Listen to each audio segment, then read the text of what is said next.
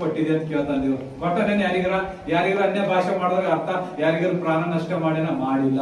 ಆದ್ರೆ ಪವಿತ್ರಾತ್ಮ ದೇವರು ಮನಸ್ಸು ನೋಯಿಸ್ತಿರಲ್ಲ, ಆತನು ನಿಮ್ಮನ್ನು ಬಹಳ ತಿರಸ್ಕರಿಸ್ತಾನೆ. ಆದ್ರೆ ಪವಿತ್ರಾತ್ಮನ ಮನಸ್ಸು ನೋಯಿಸೋದಂದ್ರೆ ಇದೇ ಕೆಟ್ಟ ಕೆಲಸ ಮಾಡೋದೇ, ಬೈಯೋದು, ಅನ್ನೋದು, ಜಗಳ, ಹಿಂಸೆ, ಇನ್ನೊಬ್ಬರಿಗೆ ಹಿಂದಿನ ಮಾತಾಡುವುದೇ ದೇವರಿಗೆ ಹೇಸಿಗೆ ಆಗುವಂತ ಕೆಲಸವಾಗಿದೆ. ನೋಡ್ರಿ, ಪವಿತ್ರಾತ್ಮ ದೇವರು ಆತನ ಮೂಲಕ ಆತನ ಮಹಿಮೆ ನಿಮ್ಗೆ ಯಾವ ರೀತಿಯಾಗಿ ಪಡಿಸ್ಬೇಕಂತ ಇವತ್ತು ನಿಮಗೆ ಕಲಿಸಿದಾನೆ.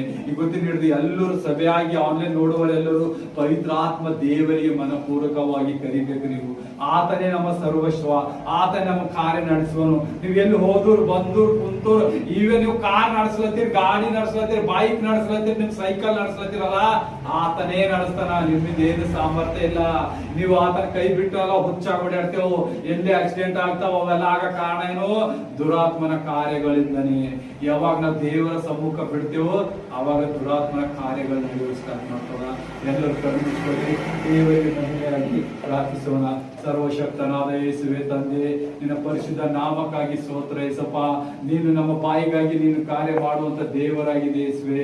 ಹೌದು ಏಸಪ್ಪ, ಪವಿತ್ರಾತ್ಮನ ಒಂದು ವಾರದಿಂದ ನಮ್ಮನ್ನು ಎಷ್ಟೆಲ್ಲ ಇವತ್ತು ಅದ್ಭುತ ಮಾತುಗಳು ಕಲಿಸಿದೆ ಏಸಪ್ಪ.